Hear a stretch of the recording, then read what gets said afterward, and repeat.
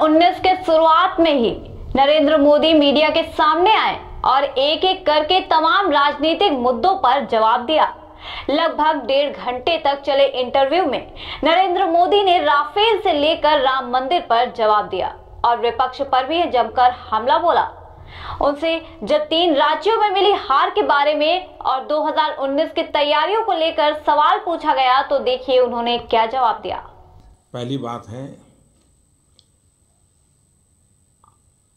तेलंगाना और मिजोरम, वहाँ भारतीय जनता पार्टी सत्ता पर आएगी, ऐसी बात न कोई सोचता था, न कोई कहता था, न बीजेपी कहती थी। जिन 3 राज्यों की आप चर्चा कर रही हैं, छत्तीसगढ़ में साफ साफ नतीजा आया, जिसमें भारतीय जनता पार्टी का पराजय हुआ। लेकिन 2 राज्यों में हंग असेंबली बनी है। दूसरी बात है कि 15 साल की एंटी इनकम्बेंसी को लेकर के हमारे लोग मैदान में थे और स्वाभाविक है कि हमें जो कुछ भी कमी हुई है उसकी हम चर्चा भी कर रहे हैं और योजना भी कर रहे हैं। लेकिन उसके साथ साथ पिछले दिनों हरियाणा में स्थानीय स्वराज के चुनाव हुए, सारे चुनाव हम जीत गए। त्रिपुरा के अंदर 95% विक्ट्री हमारी हुई। जम्मू कश्मीर में 74% पोलिंग हो और भारतीय जनता पार्टी और भारतीय जनता पार्टी के साथ जुड़े हुए लोग चुनाव जीत करके आ जाएं। सभी पंचायतों में 30-35 हज़ार लोग विजयी होकर के आए। जीत और हार यही एक मानदंड नहीं होता है। आप वोट शेयर और सीट के बारे में कह रहे थे। जहाँ जहाँ आपने कैंपेनिंग की इन इलेक्शंस में, वहाँ पर वोट शेयर जो है सीटों में तब्दील नहीं हुई और कुछ राजनीतिक विशेषज्ञ और मीडिया कह रहे हैं कि ऐसे लग रहा है जैसे मोदी वेव या मोदी मैजिक कम हो गया है या फिर नहीं के बराबर है। आप इसके बारे में क्या कहेंगे? मैं सबसे पहले इस बात को कहने वाले मित्रों का अभिनंदन करता हूँ, क्योंकि जब वो ये कहते हैं तो इस बात को स्वीकार करते हैं कि मोदी मैजिक नाम की कोई चीज़ है, मोदी लहर है, इस बात को वो स्वीकार कर रहे हैं।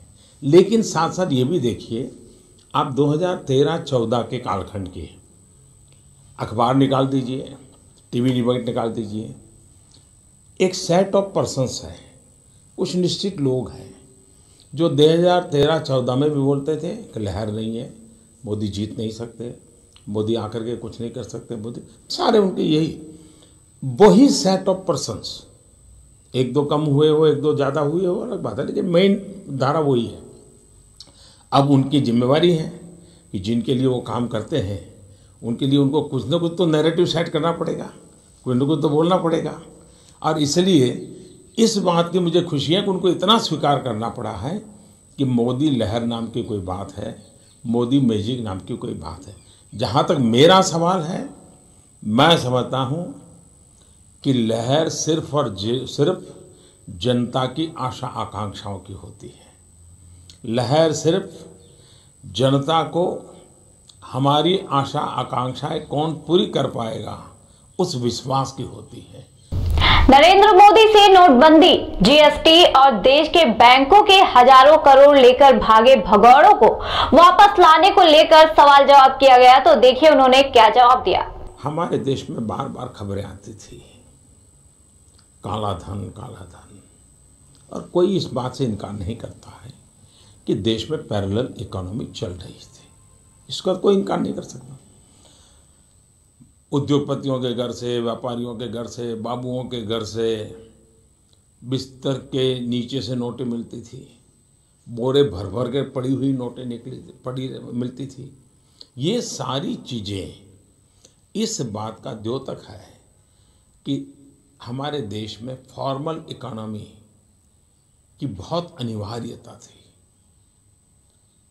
ये पैरेलल जो इकोनॉमी थी, इसने देश को एक प्रकार से भीतर से खोखला कर दिया था।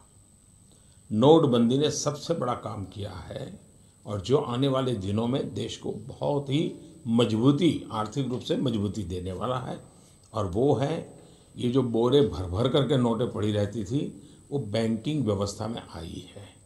दूसरा, आज आप नई पीढ़ी से बात करो, वो कहते भाई हमारे माँ बाप को जो करना पड़ा, उस ज़माने में शायद टैक्स रिजीम ऐसे थे, अब हम ईमानदारी से करना चाहते। एक ईमानदारी का माहौल बना है। दूसरा, आप पहले की तुलना में टैक्स नेट में जो संख्या थी वो बढ़ी है, इसको क्या कहेंगे? इसकी सफलता कहेंगे कि नहीं कहेंगे? आज लोगों को बैंकिंग सेक्टर के माध्यम से खुला काम करने का इच्छा जग रही है, इसको हम अच्छा मानेंगे कि नहीं मानेंगे? दूसरा, हमारे देश में करेंसी जीडीपी की तुलना में कम होती जा रही है, ये अपने आप में एक शुभ संकेत है।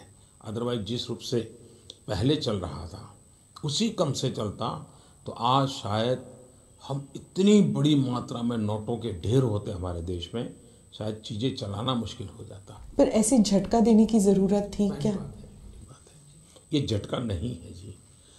1 साल पहले हमने देश को कहा था कि ये एक व्यवस्था है, अगर आपके पास इस प्रकार का धन है तो आप जमा कराइए और उसमें से आपको इतना इतना दंड देना पड़ेगा, आपको मदद मिल जाएगी। लेकिन पहले की सरकारों की तरह उन्होंने सोचा मोदी भी ऐसा ही है, तो बहुत कम लोग आगे आए। ठीक है, अच्छी मात्रा में आए थे, फिर भी पहले की तुलना में ज़्यादा आए थे, फिर भी जो स्थिति थी उसकी तुलना में कम था। उसके बाद मैंने एक बार मीडिया के माध्यम से कहा था कि ये इसका फ़ायदा उठाइए, पार्लियामेंट में भी कहा था, अगर हम इसका फ़ायदा नहीं उठाते हैं तो परिस्थितियाँ ठीक करने के लिए हमको कोई कदम उठाने पड़ेंगे। ये रातों रात नहीं हुआ है जी, 1 साल भर ये प्रक्रिया चली है, बार बार कहा गया है, उसके बाद ये करना पड़ा है। और ये देश के स्वास्थ्य के लिए ये करना जरूरी था, आर्थिक स्वास्थ्य के लिए करना जरूरी था। जहाँ तक आर्थिक विकास का सवाल है, अब कोई भी व्यवस्था बदलते हैं तो इवन रेल भी जब पटरी बदलती है तो स्पीड थोड़ी कम होती है, हम इसका बात का इनकार नहीं करते हैं। इवन मनमोहन सिंह जी जब प्रधानमंत्री थे, वह फाइनेंस मिनिस्टर थे, अब जब इकोनॉमिक रिफॉर्म हुए थे हमारे देश में, आपको मालूम है जीडीपी कितना गिर गया था, ग्रोथ कितना गिर गया था, करीब करीब 2% के भी नीचे आ गया था, क्योंकि एक बदलाव आया था। तो बदलाव के कारण, लेकिन बाद में स्थिति संभलती चली गई। आज हम भी, हमारे जो ग्रोथ रेट था वो पूरी तरह पहुंच गए हैं, लेकिन एक सफाई की ज़रूरत थी, उसको हमने सफलतापूर्वक किया है। और अब एक मानसिक अवस्था भी बनी है देश की इस तरफ जाने की। सर, आपने ब्लैक मनी की बात की, पैरेलल इकोनॉमी की बात की, तो क्या इकोनॉमिक ऑफेंडर्स जिनको आपने कहा था कि आप उनको भारत वापस ले आएंगे, वो अभी भी मेहुल चोकसी हो जाए, नीरव मोदी हो जाए, विजय मल्ल्या, अभी भी वो बाहर हैं? वो जो ऑब्जेक्टिव्स थे पैरेलल इकोनॉमी बंद करने की और इकोनॉमिक ऑफेंडर्स को वापस लाने की, वो ऑब्जेक्टिव्स अभी खत्म नहीं हो पाए? You have not been able to meet them. आखिर भागना क्यों पड़ा?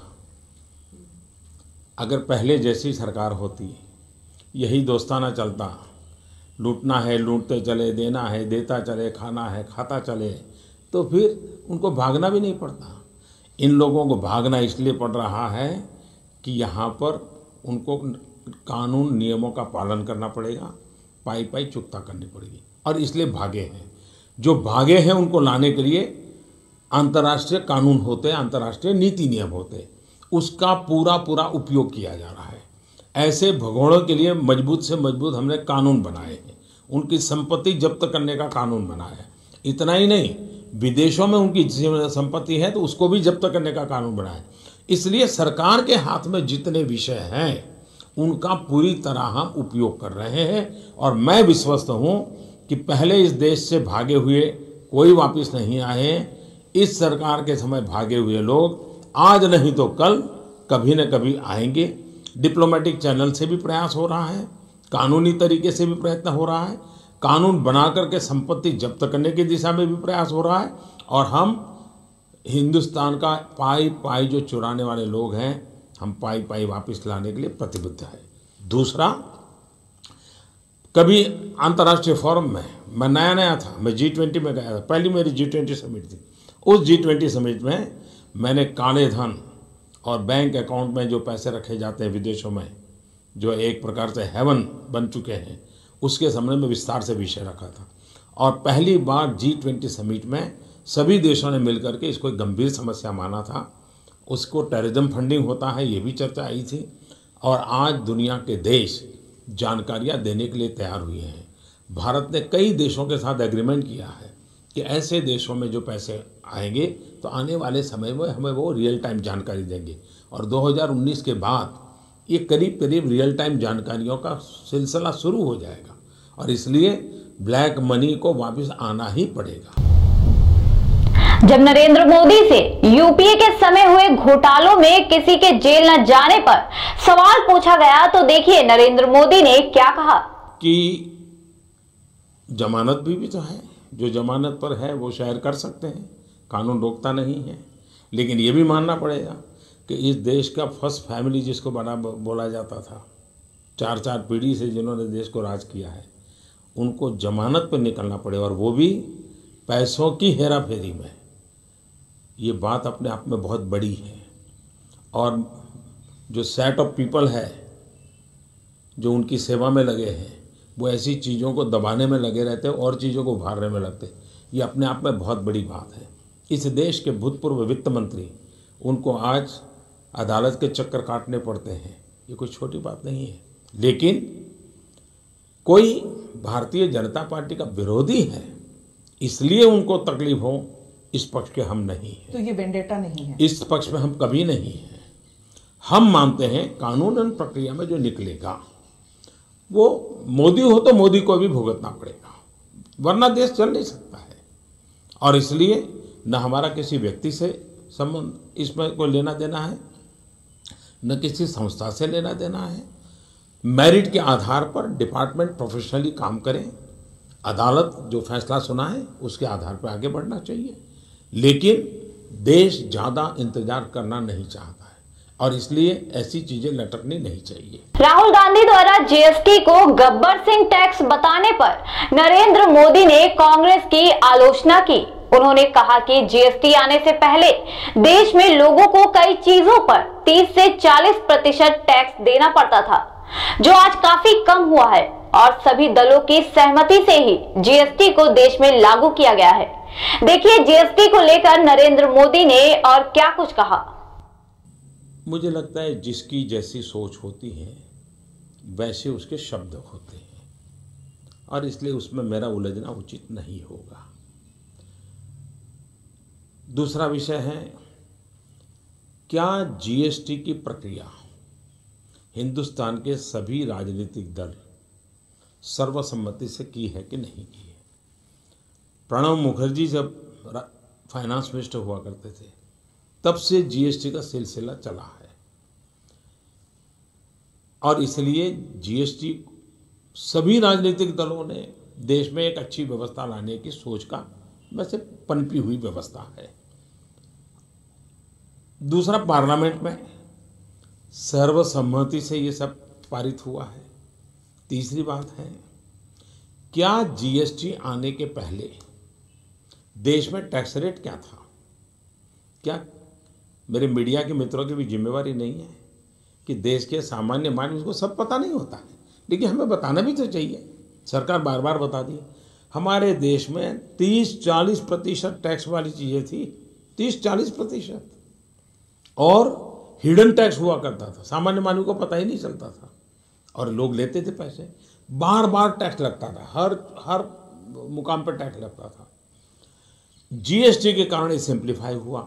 आज 500 से ज़्यादा चीज़ें जीरो टैक्स में आ गई, जो किसी समय बहुत ऊंचे टैक्स हुआ करते थे। पिछले दिनों हमने जीएसटी बनाने के बाद करीब 1200 साढ़े 1200 ऐसी चीज़ें जो सामान्य जीवन की ज़रूरत है, कोई 18%, कोई 12%, कोई 5%, कोई 0%, इतना नीचे ले आए। और इसमें भी हमारा मत है कि इस काम को हम लगातार करते रहते हैं, क्योंकि हम फीडबैक लेते हैं, संवाद करते हैं, लेकिन ये निर्णय भारत सरकार नहीं करती है। देश को आपको भी समझाना चाहिए। जीएसटी काउंसिल में निर्णय होते हैं। जीएसटी काउंसिल में एक प्रकार से सभी राज्य सरकारें होती हैं, यूनियन टेरिटरी होती है, उसमें एक भारत सरकार होती है। सबकी इक्वल पोजीशन है वहाँ, कोई ऊपर नहीं, कोई नीचे नहीं, सब बराबर के हैं। भारत सरकार भी एक राज्य के बराबर ही है। पुडुचेरी और भारत सरकार दो इक्वल है वहाँ पर। तो इसलिए वहाँ पर कांग्रेस की सरकारें भी हैं ये सारे निर्णय हुए हैं।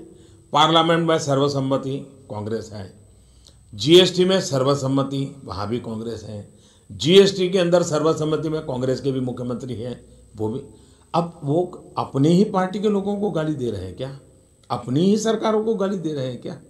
और इसलिए सिर्फ राजनीतिक हो हल्ला करना ये उचित नहीं है। जहाँ तक जीएसटी एक नई व्यवस्था है, कोई ये दावा नहीं कर सकता है कि भारत जैसे विशाल देश, आपने देखा होगा हर राज्य का जब बजट आता है और टैक्सेस के संबंध में जो बात घोषित होती है, उसके बाद उस राज्य में बहुत हो हल्ला होता है और सरकार राज्य में जो घोषित करती है 5-6 फिर उसमें ऊपर नीचे करना पड़ता है और जब बजट फाइनल पास होता है तो उसमें वो छुट्टी दे देते हैं।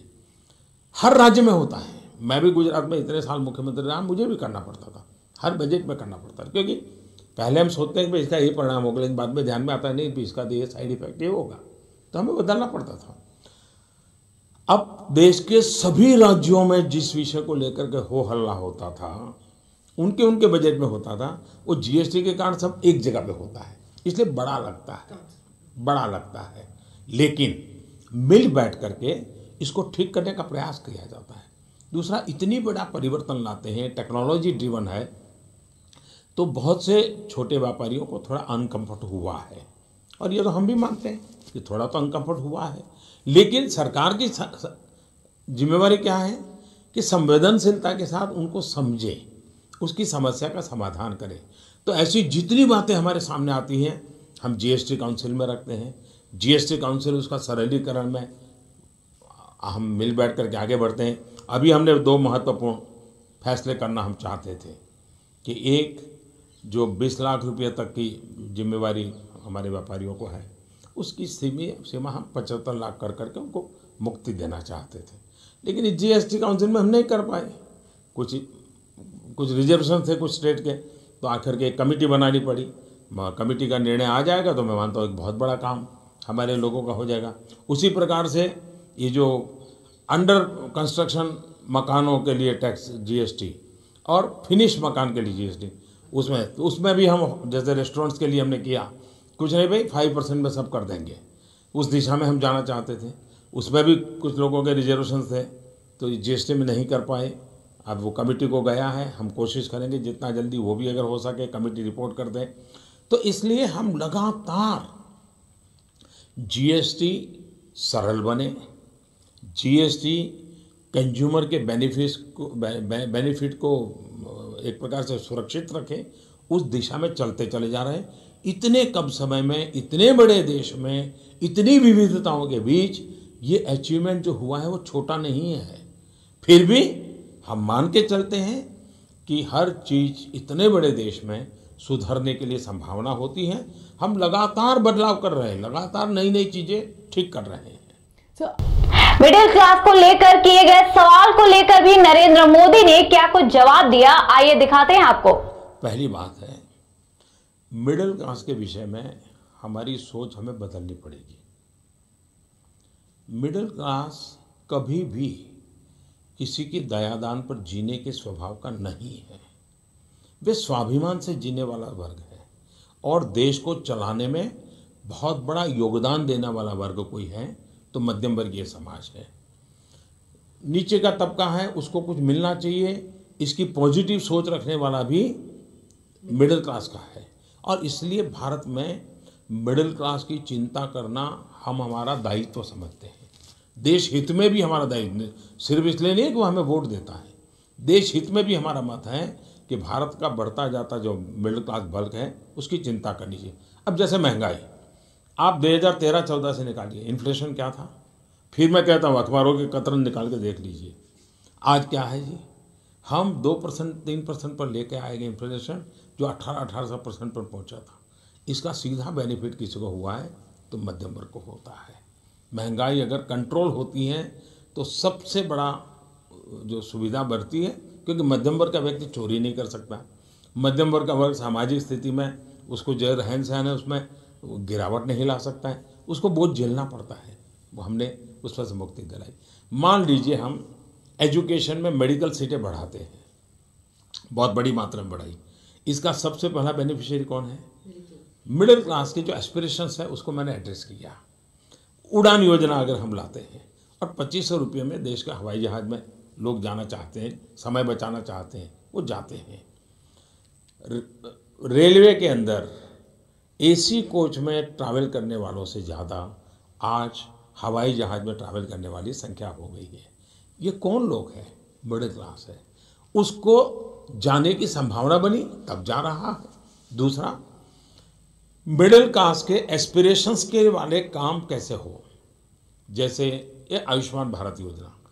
लगता तो ऐसा है कि वो गरीबों को 5 लाख रुपए तक की बीमारी में मदद कर रहा है, लेकिन इसके कारण इतनी बड़ी संख्या में देश में अस्पताल बनेंगे, इसके कारण देश के अंदर इतनी बड़ी मात्रा में अस्पताल में लोगों की ज़रूरत पड़ेगी। ये सारे मिडिल क्लास के लोग होंगे। मिडिल क्लास के लिए मुद्रा योजना, अब मुद्रा योजना के अंदर करीब 15 करोड़ लोन स्वीकृत होना, इतना बड़ा काम है। इसका सबसे बड़ा बेनिफिशियरी कोई है तो मिडिल क्लास का व्यक्ति है। हमारे देश में मिडिल क्लास को अगर घर बनाना हो तो कभी बैंकों से ब्याज में रियायत उनको नहीं मिलती थी। नोटबंदी के बाद हमने मिडिल क्लास को घर बनाने की जो लोन है, आज अगर वो 20 लाख रुपए की कीमत का घर बनाता है तो 5 साल के बाद जो बैंक में उसको मदद मिलेगी, उसकी बचत करीब 5 से 6 लाख रुपया होगी। मिडिल क्लास के परिवार के 5 से 6 लाख रुपया मकान में बच जाना, ये बहुत बड़ी काम है। ये हमने किया है। उसी प्रकार से मिडिल क्लास के लोगों को आर्थिक विकास के लिए स्टार्टअप की दुनिया, आज पूरा स्टार्टअप एक प्रकार से मिडिल क्लास ड्राइव कर रहा है। स्टार्टअप को प्रमोट करने के लिए जो हमने योजना बनाई है, जिसका परिणाम है कि आज दुनिया में हम तीसरे चौथे नंबर पर, दूसरे तीसरे नंबर पे हम पहुंच गए हैं स्टार्टअप इकोसिस्टम से। इसका लाभ भी जो एस्पिरेशनल यूथ है मिडिल क्लास का, वो हिम्मत का साथ उसका फ़ायदा उठा रहा है। फिर छोटी छोटी सीधी बातें, जैसे एलईडी बल्ब, मिडिल क्लास के परिवार में अगर 10 लट्टू लगे हैं बिजली के, तो आज उसका 500, 700, 1000 रुपया बिजली का बिल कम हो गया, उसको बेनिफिट हुआ है। इनकम टैक्स में जो मदद मिली है उसको बेनिफिट हुआ है। पेंशनर जो कभी 13-14 हज़ार रुपया उसका पैसा का देना पड़ता था, वो आज उसको 2-2.5 हज़ार रुपया देना पड़ रहा है। तो कोई भी विषय ले लीजिए, मैक्सिमम अगर सुविधाजनक काम हुए हैं तो मिडिल क्लास के लिए ही हुए। 3 तलाक विधेयक और राम मंदिर को लेकर भी नरेंद्र मोदी से सवाल किया गया, तो देखिए प्रधानमंत्री ने क्या जवाब दिया। ये ट्रिपल तलाक का ऑर्डिनेंस सुप्रीम कोर्ट के जजमेंट आने के बाद लाया गया है। सुप्रीम कोर्ट के जजमेंट के पहले नहीं लाया गया है और सुप्रीम कोर्ट के जजमेंट के प्रकाश में लाया गया है। और इसलिए हमने, भारतीय जनता पार्टी ने अपने मैनिफेस्टो में भी कहा है कि संविधान की मर्यादाओं में हम इसका समाधान करेंगे। इस बात का कोई इनकार नहीं कर सकता है कि आज़ादी के 70 साल बाद सरकारों में बैठे हुए लोगों ने इस मसले को रोकने के लिए भरपूर प्रयास किया है। आज भी मामला सुप्रीम कोर्ट में है, एक प्रकार से पूर्णता के किनारे पर आकर के बैठा हुआ है। मैं कांग्रेस के साथियों से विशेष रूप से विनती करता हूं, देश की शांति, सुरक्षा, भाईचारे के लिए आग्रह करता हूं कि वे उनके अपने वकीलों को कोर्ट के अंदर इस मसले में रुकावट डालने वाले एजेंडा से बाहर निकालें, रुकावटें न करें। और सभी वकील मित्र जो भी कांग्रेस से जुड़े हुए हैं, जो इसको रोकने के लिए कोशिश कर रहे हैं, वो भी कोर्ट में जाकर के जल्दी से जल्दी न्यायिक प्रक्रिया पूरी हो, उसमें हम बल लगाएं। तो सिर्फ एक नेशनल कंसेंसस के द्वारा ही बन सकता है। मैं जो कहता हूं, कोर्ट के अंदर कांग्रेस के वकील जो अड़ंगे डालते हैं वो बंद हो, न्याय की प्रक्रिया को न्याय के तरीके से चलने दिया जाए, उसको राजनीति के तराजू से न तोला जाए और मामला न्यायपालिका में है उसको पूर्ण किया जाए। न्यायपालिका से आने के बाद सरकार की जिम्मेवारी जहां शुरू होती है, हम पूरी तरह प्रयास करने के लिए तैयार हैं। मुसलमानों की सुरक्षा को लेकर भी नरेंद्र मोदी ने क्या कुछ कहा, आइए हम आपको दिखाते हैं। कि ऐसी कोई भी घटना सभ्य समाज को शोभा नहीं देती है। ऐसी घटनाओं के पक्ष में कभी भी आवाज़ उठनी नहीं चाहिए। ये गलत है, सरासर निंदनीय है। दूसरी बात है, क्या ये 2014 के बाद शुरू हुआ है? तो ये समाज के अंदर आई हुई एक कमी का भी परिणाम है। इस स्थिति को सुधारने के लिए हम सब ने मिलकर के प्रयास करना चाहिए। मैं इस सरकार में ये होता है और उस सरकार में वो होता था, उस चर्चा को बढ़ाने के पक्ष में नहीं हूँ। एक भी घटना हो गलत है, ये मेरा स्पष्ट मत है। दूसरी बात है कि महात्मा गांधी जो कह रहे थे, आचार्य विनोबा जी भावे कह रहे थे, भारत के संविधान में जो भावनाओं को प्रकट किया गया है उसका भी आदर करना हम सबकी जिम्मेवारी है, देश के सभी नागरिकों की जिम्मेवारी है। हम दूसरे की भावनाओं का आदर करें तो हमारी भावनाओं की भी रक्षा होती है। ये माहौल बनाने में सभी समझदार लोगों ने रोल करना चाहिए। तीसरी बात है, दुनिया में अरब कंट्री के एक बहुत बड़े मुस्लिम विद्वान हैं, उन्होंने एक बहुत अच्छा आर्टिकल लिखा था, मैंने 1 साल पहले पढ़ा था।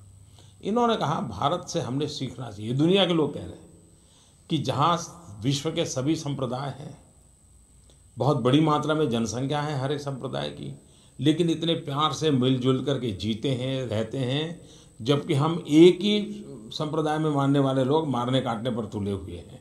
ये गल्फ कंट्रीज के अंदर से लिखा हुआ एक मुस्लिम स्कॉलर का आर्टिकल है।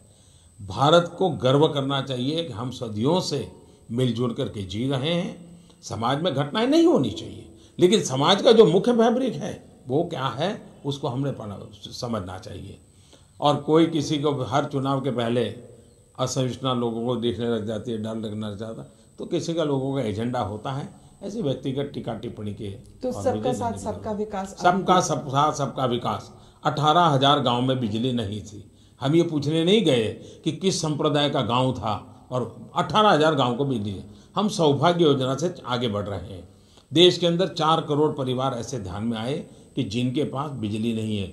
हम ये नहीं पूछते कि किस संप्रदाय से है, वो मंदिर जाता है कि मस्जिद जाता है, गुरुद्वारा जाता है, ये हमारा काम नहीं है।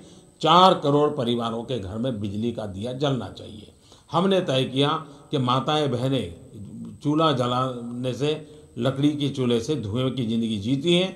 हर एक को उससे मुक्ति दिलाने के लिए उज्ज्वला योजना तक गैस पहुंचाना चाहिए।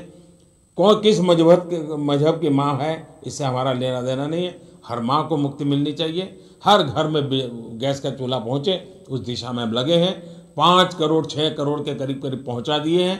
8 करोड़ तक पहुँचाने का लक्ष्य है और वो भी हम पूरा करके रहेंगे।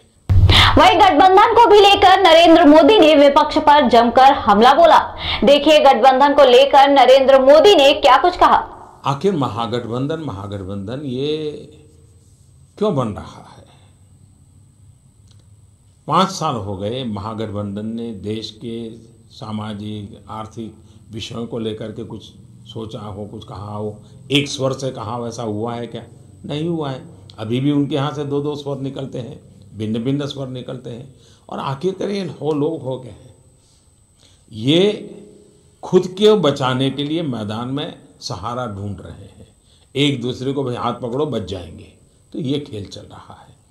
उनका इरादा एकमात्र मोदी है। मोदी को ये करो, मोदी को वो करो। आप अखबार निकाल दीजिए, पहला पेज तो एक नेता बोलेगा मोदी ऐसा है, मोदी वैसा है। दूसरा पेज दूसरा नेता बोलेगा मोदी है, मोदी वैसा है। आप अखबार के 10 पेज निकाल दीजिए, 10 अलग अलग गठबंधन के साथी अलग अलग स्वर में गालियां देते रहते हैं। क्या करेंगे, क्यों करेंगे, देश के लिए क्या करेंगे? ऐसी कोई दृष्टि नहीं है। ये तो गठबंधन वाले खुद कहते हैं कि कोई आइडियोलॉजिकल यूनिटी नहीं है, बट एनीबडी बट मोदी। मतलब ये उनका लाइन है कि एनीबडी बट मोदी, इसलिए वो किसी के साथ भी जुड़ जाएंगे। तो जो 2019 का चुनाव है वो anybody but Modi versus Modi होगा। ये आप मान के चल रहे हैं कि ये आप इस चुनाव को एक चैलेंज मानेंगे कि anybody but Modi and Modi? देखिए, भारत की जनता चुनाव का दिशा निर्धारित करने वाली है। भारत की जनता चुनाव का एजेंडा तय करने वाली है। भारत की जनता के एस्पिरेशंस के साथ कौन है और भारत की जनता के एस्पिरेशन के खिलाफ कौन है, ये चुनाव का मानदंड बनने वाला है। देश की जनता जानती है कि ये पहले डिसेंट्रलाइज करप्शन था। जो राज्यों में बैठे थे वो राज्यों को लूटते थे, जो सेंटर में बैठे थे सेंटर को लूटते थे। अब वो सेंट्रलाइज करप्शन हो रहा है, सब मिलजुल रहे, राज्य को लूटने वाले भी आ रहे हैं और केंद्र को भी लूटने आ रहे हैं। तो देश की जनता तय करेगी कि ये सब लूटने वालों की ताकत इकट्ठी हो रही है, उसके साथ जुड़ना है कि नहीं जुड़ना है। और इसलिए जनता वर्सेस गठबंधन होने वाला है। मोदी तो जनता जनार्दन के प्रेम और आशीर्वाद का प्रतीक है और कुछ नहीं है। सहयोगी दलों की नाराजगी को लेकर और देश के बड़े संस्थानों जैसे आरबीआई, सीबीआई में हुए विवाद को लेकर नरेंद्र मोदी ने खुलकर जवाब दिया। आइए आपको दिखाते हैं आरबीआई और सीबीआई पर नरेंद्र मोदी ने क्या जवाब दिया। लगातार जुड़ रहे हैं।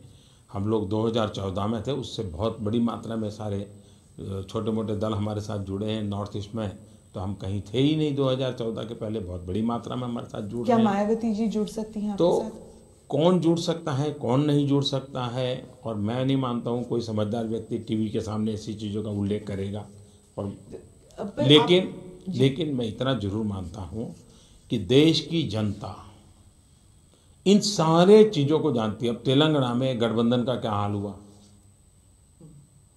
बुरा हाल हुआ, लेकिन उसकी कोई चर्चा ही नहीं करता है। वो गठबंधन का पहला प्रयोग था, पूरी तरह विफल गया। अभी जम्मू कश्मीर में गठबंधन के सब लोगों ने तय किया था चुनाव का बहिष्कार करेंगे, जनता ने नकार दिया, 74% वोटिंग हो गया। अभी आसाम के अंदर ये सारा गठबंधन एक बाजू था, भारतीय जनता पार्टी एक बाजू थी। पंचायतों के चुनाव में गठबंधन का हाल बुरा हो गया, भारतीय जनता पार्टी जीत गई। अभी त्रिपुरा के अंदर यही गठबंधन के लोग वहाँ मैदान में थे, लाख कोशिश कर रहे थे, 80-90% भारतीय जनता पार्टी जीत गई, गठबंधन का हाल बुरा। तो ऊपर ये नेता मिल जाए अपने सुरक्षा के लिए, तो इसका मतलब ये नहीं जनता जुड़ जाती है।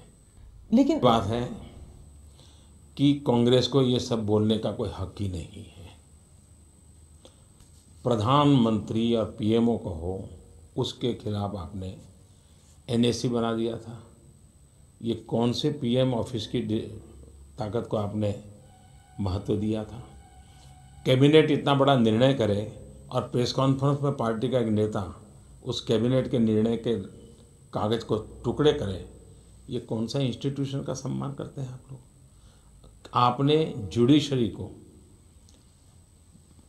जो सीनियरिटी के आधार पर जज नियुक्त किए जाते थे, ओपनली कहा कि हम आइडियोलॉजी के आधार पर जुडिशरी को तय करेंगे, और आपने सीनियर जजों को बाहर निकाल करके फेंक दिया था और जूनियर जज को अपने अनुकूल बनाया। ये लोग इंस्टीट्यूशन की बात करते हैं। यही आरबीआई जिसमें कई बार गवर्नरों को समय से पहले निकालना पड़ा है। आपने प्लानिंग कमीशन के लोगों को जोकर का बंच कह दिया था। मालूम है कौन थे उस समय प्लानिंग कमीशन के वाइस चेयरमैन? और ऐसा बोला गया था। इन लोगों के मुंह से शोभा देता है। जहाँ तक सीबीआई आंतरिक व्यक्तिगत मामला आया तो सरकार ने न्यायिक तौर से कहा, भाई आप लोग दोनों छुट्टी पे चला जाइए, इंस्टीट्यूशन हमारे लिए प्राथमिकता है। आरबीआई का सवाल आया, स्वयं गवर्नर साहब ने रिक्वेस्ट की अपने निजी कारणों से, और मैं पहली बार आपको बताता हूँ, वे 6 महीने से मुझे लगातार कह रहे थे, लिखित में भी कहा था, व्यक्तिगत रूप से उन्होंने मुझे लिख करके भेजा था। पॉलिटिकल प्रेशर नहीं, सवाल ही नहीं उठता है जी, सवाल ही नहीं उठता है। और मैं मानता हूं कि आरबीआई गवर्नर श्रीमान उर्जित पटेल ने अच्छा काम किया है। और ईडी के बारे में कांग्रेस का कहना है ये एम्बैरेसमेंट डायरेक्टरेट बन गई है, इस ऑर्गेनाइजेशन को भी इस्तेमाल किया जा रहा है। जैसे पहले कहा था कि एक वेंडेटा के तौर पर रेड्स हो रहे हैं। ये लोग बोल रहे हैं, अभी सोहराबुद्दीन का जजमेंट आया है, उस जजमेंट में क्या क्या लिखा है जरा पढ़ लीजिए। कोर्ट का जजमेंट है, सीबीआई कोर्ट का जजमेंट है, किस प्रकार से इंस्टीट्यूशंस का दुरुपयोग इन लोगों ने किया है। देखिए, हम 4:30 से बैठे, हम पर तो आरोप ये है कि मोदी इन लोगों के खिलाफ कदम नहीं उठा रहे हैं। दोनों तरफ से अब आप कह रहे हैं कि वेंडेटा है। ईडी प्रोफेशनली अपना काम कर रहा है, और अगर विदेश से कोई व्यक्ति जो राजदार है वो भारत के कब्जे में आता है तो हर हिंदुस्तानी को गर्व होना चाहिए कि नहीं होना चाहिए? अगर मिशेल को बचाने के लिए कांग्रेस पार्टी का वर्कर वकील बनकर के पहुंच जाए तब चिंता का विषय बनता है। वरना इस देश में तो गर्व होना चाहिए कि चलिए भाई एक राजदार आया है, सही जांच होगी, न्यायिक निगरानी में होगी, तो देश का दूध पानी का पानी हो जाएगा।